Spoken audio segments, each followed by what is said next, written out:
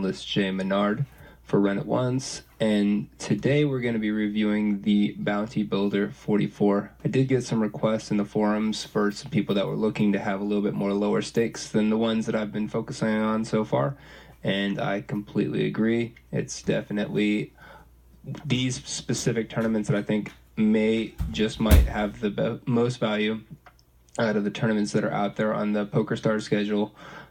So definitely recommend that you guys be playing these, especially the bounty builders. There's just an overwhelming amount of fish in these tournaments, and they're pretty easy to spot, and they definitely go all out for the bounties. So I think that it seems like PokerStars has really just crammed their schedule with bounty builder tournaments now. So it kind of forces us to change our approach to poker tournaments in general, but at the same time, we're still playing a poker tournament in its essence, and there's not going to be too many different ways to approach the game, but obviously there'll be certain spots that we'll have to adjust our style of play because of the fact there are bounties involved. So you'll definitely see a few of those spots as we go on into this tournament. This one, I actually did do some late registration, which I do at times in tournaments. I think the value is still there, especially in a tournament like this. Obviously, in bounty builder tournaments, if you can, I recommend playing from the start because that gives you the best chance to build stacks and win bounties.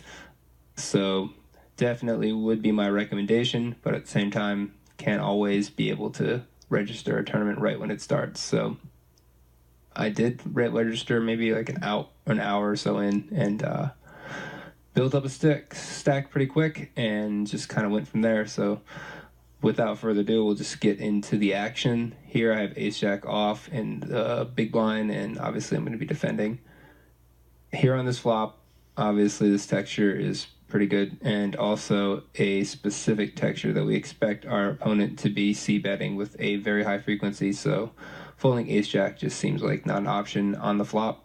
We're just going to see what he does on later streets, basically. Ace high could be definitely a hand that he's betting as well. A lot of worse ace highs just to protect against overcards coming out that may actually improve our hand. So I would expect him to be betting a lot of ace highs and such on this flop, as well as a lot of hands that he's just going to give up after he bets one street. So especially on this kind of run out, I don't expect him to be betting too much more. We just check it down and win with our ace high.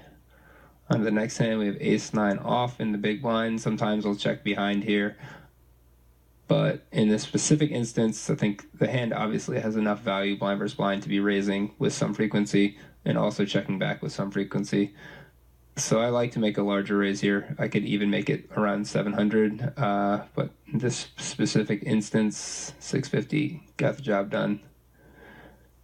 And here we have ace queen off in the small blind, get a limp, which not really that worried about. If you're dealing with really good players and they're limping, obviously you have to be a little bit more worried about what range of hands they will be limping in with.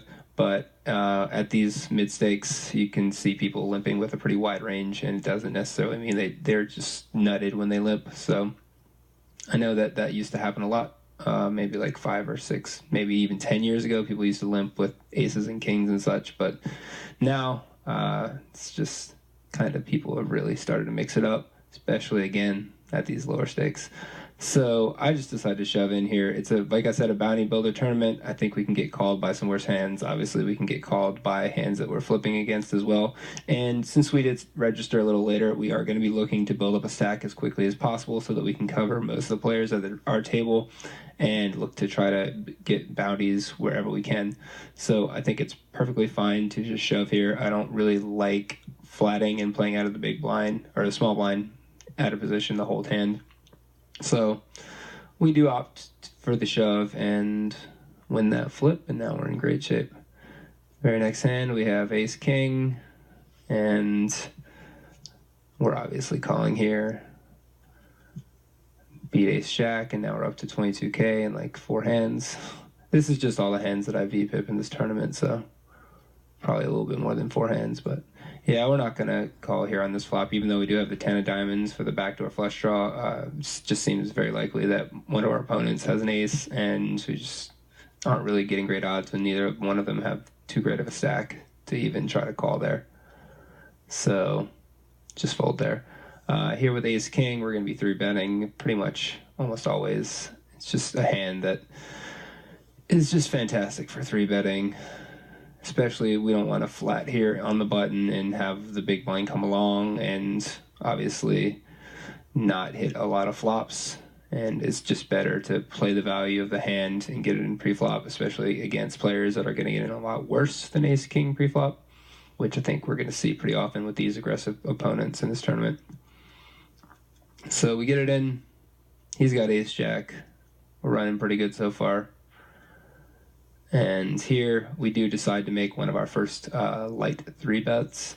King queen offsuit's just a great hand for 3-betting. It's got very good flop ability. Pretty easily will improve on a lot of flops, and we have position. I don't really love this hand for a flat, even though it's definitely a strong enough hand to flat. I like to mix in 3-bets, and in this specific instance, I did go for the 3-bet. Also, if I flat, we could see either the small one or the big blind squeeze, and with the fact that there's bounties involved, I think we'd be having to call here.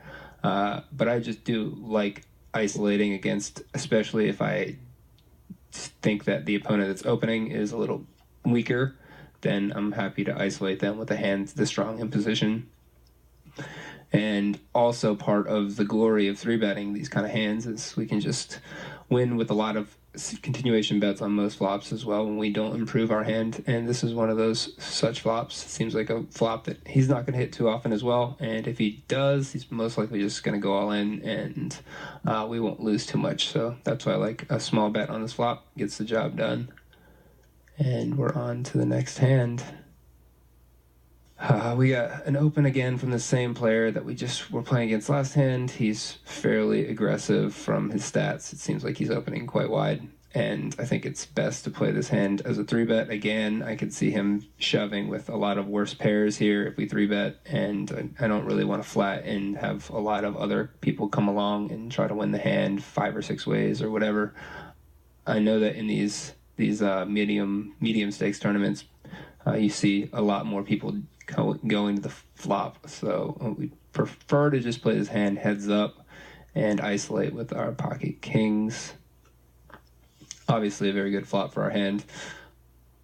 It's pretty unlikely that he has a hand with a jack in it. I could imagine that he would have hands like queen jack suited, king jack suited, ace jack suited, but other than that, I think that there's not a lot of combos, maybe 10 jack suited as well, but not a ton of combos that he's going to have that are going to improve on this flop. But he could have some medium pairs that he definitely would feel like that it's necessary to continue to call. So I like a really small bet on this flop if I'm going to bet. Against a good, like a strong opponent, I might check back this flop with high frequency just because it's unlikely to really improve our hand, but we can get played back at because they know that they could likely have more jacks in the range and they could try to put more pressure on us, and then we can just kind of play for 2 streets of value instead of trying to get 3 streets. But against opponents that aren't as good at hand reading, then it's going to be a little easier to try to get 3 streets of value in this kind of spot. And ultimately we do want to get his bounty, so I think that if we do make some smaller bets, maybe we can just shove on the river. And I opt for an even smaller bet here on the turn. I think that this particular opponent is just one of those sticky opponents that doesn't really like to fold pre-flop, but at the same time, I got the impression he wasn't strong enough to call an all-in on the turn here. Maybe he would hero call with a hand like 7s or 8s. Wouldn't be completely out of the question, but I think he might also just shove those pre-flop. So just have a feeling that he's not that strong, and I think that he can call some smaller bets, and hopefully he will feel like he's pot committed by the river and call it off. Unfortunately, that is not what happened. Also, with this stack size, stack to pot ratio, I think that either we shove the turn or make a small bet, or we could check back the turn, actually. Don't hate checking back the turn there. Maybe make it look like that we have a hand like ace king, and then he will either shove the river a lot of the time, or we can just shove the river and he'll just think that we're trying to make a play on him and call off with some pretty weak holdings. Unfortunately, he folds the river and we don't get his juicy bounty, but we'll move on to the next hand. Here we have king 9 suited.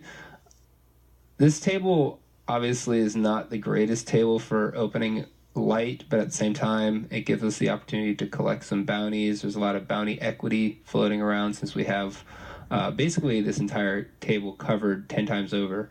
So we're just in a great spot to raise and call a lot of stacks, even though in a regular tournament I wouldn't be excited about that at all. But because we have so many chips in this tournament and we have a very playable hand here, I'm totally happy to open. And also, I think people are just going to be overfolding quite a bit from the big blind especially. And also, I'm not really too worried about playing pots in position against some of these opponents. So we do obviously have to call when he makes this small 3-bet. We're getting absurd odds. We're getting like 7-1 here. So if we do hit a flop, then we can just basically get the chips in and try to get the bounty. Not really sure what he's going for with this specific approach to this hand. Seems kind of bizarre. I would have expected him to shove most flops, and he did not shove this flop, which we would have happily called. But on the turn here, I think that we can just shove, and hopefully we can get him to call. Maybe he was trying to check back the flop with like queens or jacks or a hand in that kind of category, and would still call the shove on the turn. But maybe I should have just checked there and let him do the aggression. Our hand was strong enough that we didn't necessarily have to shove there, but I thought that maybe by shoving there, it might trick him into thinking that we were just reading weakness in the hand and going for a play. Maybe we turned it off or something. Here, we have ace-6 suited. It's pretty close to a call, given the bounties involved, but he had a minimum bounty at the time, and we're likely going to be behind in all likelihood. So it's just kind of one of those spots where I'm okay to let it go. But it's very close. I'm going to be honest, it's very close. So here we have the queen deuce suited in the big blind. Basically, we would be calling the initial shover because we're getting pretty good odds to do so. We need like 40% equity to make the call here initially, but then when we add in the knockout bounty equity, which I discussed in one of my earlier videos, if you guys want to see the math behind it, you can get a better idea of what kind of odds you're going to be needing to have when they do start moving all in, and we have to obviously consider that in our pot odds. And now we're definitely getting the right odds to call, and then once there's another caller involved here, this is just a fantastic spot for us. Obviously, our hand's not that great, but since we're suited and we could likely have live cards, I think this is a very easy call. Obviously, in a regular tournament, this would be the most trivial fold on the face of the planet, but because this is a bounty tournament and we have the opportunity to get 2 bounties here, and it isn't a very large amount of our stack to call, it's a very easy call. And we do bust both of those players, so things are going well so far. Here we do make a very wide flat for our range, especially. It's just kind of one of those spots where, again, the initial opener has a pretty large stack, so I'm thinking that we have some implied odds here. Obviously, we can make the nuts with suited ace as well. Still, this hand plays better as a 3-bet than a flat, and I don't condone making this flat. This is kind of a opponent-driven flat where I knew that he had a lot of chips, and I just felt like that it was a hand that I could play profitably in position. But against good opponents that are, again, like just very good at reading ranges and all of that, I think that this is an easy fold or 3-bet. Definitely not a flat. And when it checks to me, I decide to just try to take a shot at this flop. We do have the backdoor nut flush draw, and it just kind of seems like one of those flops where if the opener doesn't bet, then by betting, we're going to usually represent we have something like a medium pair or something, and we can expect both the small blind and big blind to fold with a pretty high frequency, unless they have like a flush draw, or maybe if they made top pair, they're not folding either. But we just end up having to let that one go.